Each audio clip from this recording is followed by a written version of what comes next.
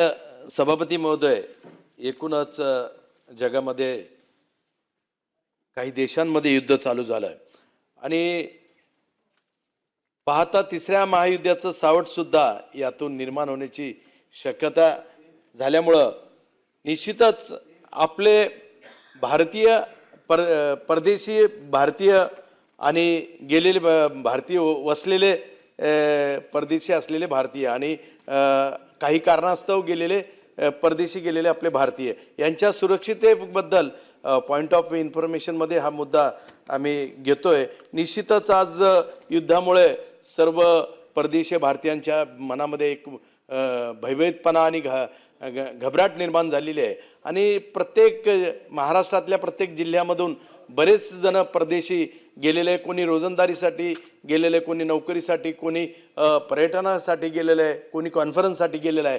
तरी निश्चितपणे जिल्हा स्तरावर जे आपत्कालीन व्यवस्थापन कक्ष आपण स्थापन केलेलं आहे त्या व्यवस्थापन कक्षाची कार्यप्रणाली कार्यपद्धती काही नीटपणे आम्हा लोकप्रतिनिधींना समजलेली नसल्यामुळे निश्चितपणे आपण त्यामध्ये या सर्व जणांच्या सुरक्षिततेसाठी आणि परदेशी गेलेल्या सर्व भारतीयांच्या परत मायदेशी वापस येण्याच्या संदर्भात ज्या काही आपत्कालीन कक्षा माध्यमातून ज्या काही गोष्टी आम्हाला माहिती मिळाली पाहिजे ती माहिती केंद्र सरकार शासनाने राज्य शासनाने ठोस उपाययोजना आखण्याबाबत काय कारवाई करण्यात येणार आहे आणि निश्चितपणे ती माहिती सर्वांना उपलब्ध व्हावी या भूमिकेतून काय आपली कारवाई राहील ते निरंजन डावकरे।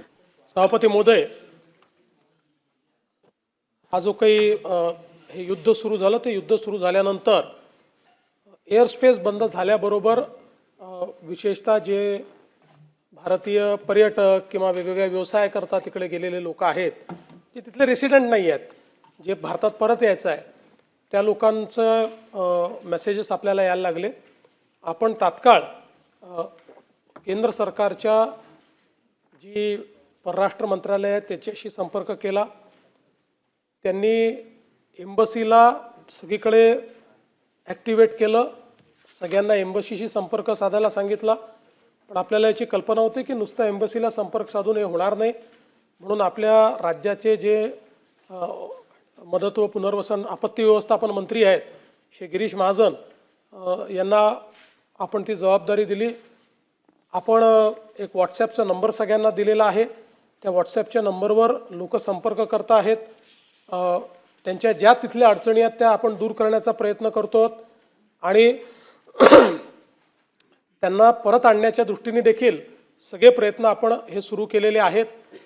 मुळामध्ये आपल्याला माहिती आहे की एअर इंडियाची विमानं आता हळूहळू त्या ठिकाणी जात आहेत आणि लोकांना परत आणत आहेत। काही एअर स्पेसेस बंद आहेत, काही सुरू आहेत, तर जिथनं आणता येतं आहे तिथनं आणण्याचा सगळा प्रयत्न चाललेला आहे। विशेषतः कुवेतमध्ये हा प्रश्न निर्माण झाला होता की आपले जे ट्रान्झिटचे पॅसेंजर्स आहेत कुवेतमध्ये त्यांच्याजवळ विजा नसल्यामुळे त्यांना अडचणी होत्या, पण तिथेही आपल्या एम्बसीनी प्रयत्न करून त्यांना आता एका ठिकाणी थांबवलेलं आहे किंवा एअरलाईननीच थांबवलं होतं, पण त्यांना अडचण येणार नाही अशा पद्धतीनं तो प्रयत्न देखील आपल्या वतीनं करण्यात आलेला आहे।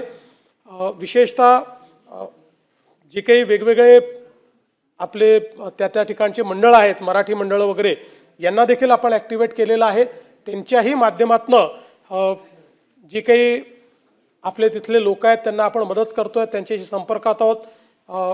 व्हिडिओच्या कॉलच्या माध्यमातनं स्वतः गिरीश महाजन त्यातल्या अनेक लोकांशी बोललेले आहेत आणि त्यांच्याशी चर्चा देखील केलेली आहे। आपल्या इथे आपले जे चीफ ऑफ प्रोटोकॉल आहेत श्री गावंडे, त्यांना देखील आपण ही जबाबदारी दिली होती कारण ते फॉरेन सर्व्हिसचे ऑफिसर आहेत।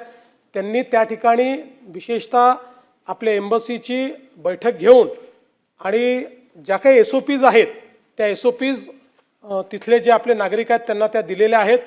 त्या आपल्या माझ्या ट्विटरवरनं माझ्या Xवरनं मी त्या पोस्ट केलेल्या आहेत, त्या आपण पाहू शकता।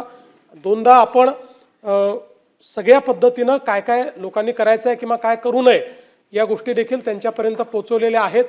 आणि आपण जे सांगितलं ते देखील सत्य आहे की आमचे उपमुख्यमंत्री यांनी या ठिकाणी स्वतः त्यांच्या पक्षाच्या वतीनं ती व्यवस्था केली होती आणि लोकांना त्यांनी त्या ठिकाणून परत आणणं ही अतिशय स्तुत्य अशा प्रकारचं हा उपक्रम आहे. राज्य सरकारने केंद्र सरकारशी चर्चा करून ही भूमिका मांडली होती की राज्य सरकार जे काही महाराष्ट्रातले लोक तिथे आहेत त्यांना आणण्याकरता व्यवस्था करू इच्छिते, परंतु केंद्र सरकारने त्या संदर्भात हे सांगितलं आहे की सगळी राज्य अशी प्रयत्न करतील तर त्या ठिकाणी किऑस तयार होईल आणि आत्ता एअर स्पेस सुरक्षित नाही आहे, त्यामुळे स्टेट कॅरियर्स जे आहेत भारताचे तेच त्या संदर्भातली जी वाहतूक आहे ती सुरक्षिततेनं करू शकतील आणि म्हणून तशा प्रकारची व्यवस्था आम्ही करतो आहोत. त्यांनी हे देखील सांगितलं की काही ज्या एअरलाईन्स आहेत त्या एअरलाईन्सची आता काही विमानं उपलब्ध होत आहेत, काही विमानं आपले एअर इंडियाची त्या ठिकाणी जात आहेत, त्यामुळे ती जी काही इव्हॅक्युएशनची प्रोसेस आहे ती केंद्र सरकारच्या अखत्यारीतच त्या ठिकाणी झाली पाहिजे.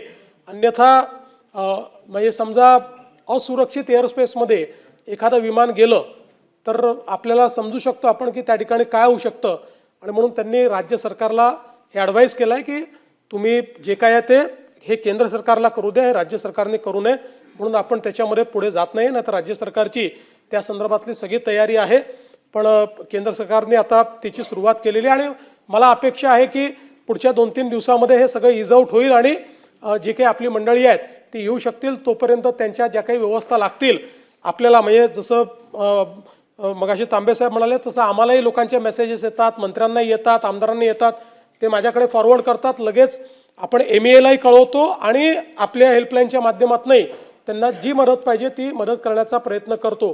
आपले आमदार मिहीर कोटेचा जे आहेत त्यांनी देखील दुबईमध्ये त्यांच्या ओळखीतले लोकांच्या माध्यमातून त्या ठिकाणी एक सगळ्यांकरता जेवणाची व्यवस्था 2 वेळची ही त्यांनी सुरू केलेली आहे. म्हणजे ज्यांचे, कारण काही लोक असेही असतील की पैसे कमी आहेत किंवा कमी पैसे घेऊन गेले होते तर त्यांच्याकरता ती व्यवस्था देखील त्यांनी केली आहे. तिथे ती पब्लिसाईज केली आहे, तिथे लोक जाऊन जेवण देखील करतायत. त्यामुळे वेगवेगळ्या पद्धतीनं ही मदत करण्याचा आपला प्रयत्न आहे. मी एवढंच सांगतो की गेल्या जर आपण 5-10 वर्षातला अनुभव बघितला असेल तर परदेशातले भारतीय जे आहेत, स्टुडंट्स आहेत, पर्यटक आहेत, यांच्याबद्दल माननीय प्रधानमंत्री मोदीजींचं सरकार अत्यंत सेन्सिटिव्ह आहे आणि अतिशय विपरीत परिस्थितीतनं देखील लोकांना परत आणण्याचं काम त्यांनी केलं आहे.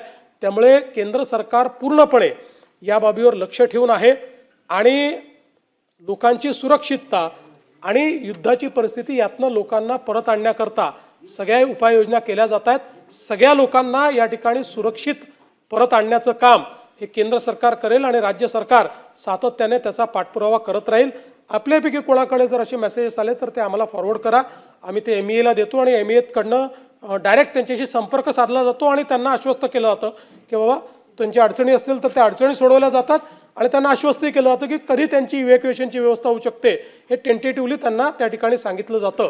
त्यामुळे या सगळ्या परिस्थितीमध्ये या सभागृहाच्या माध्यमातूनही परदेशात अडकलेले जे काही आपले लोक आहेत त्या सगळ्यांना पूर्ण सुरक्षिततेतून आपण परत आणू हा विश्वास मी देऊ इच्छितो. दुसरं, आपण बाकी ज्या गोष्टी सांगितल्या तेलाचं वगैरे, तर त्याची आत्ता तरी आपण काळजी करू नये, केंद्र सरकार करते आहे. आजच सकाळी देशाच्या मंत्र्यांनी सांगितलं आहे की जवळपास 2 महिन्याचा स्टॉक हा भारताकडे आहे, त्याच्यामुळे लगेच काही किमती वाढतील वगैरे नाही. पण एक मुद्दा जो शशिकांतजी आपण मांडला तो महत्त्वाचा आहे की आता जो काही आपला माल परदेशात एक्सपोर्ट होत होता शेतमाल, तो अडकल्याचं त्या ठिकाणी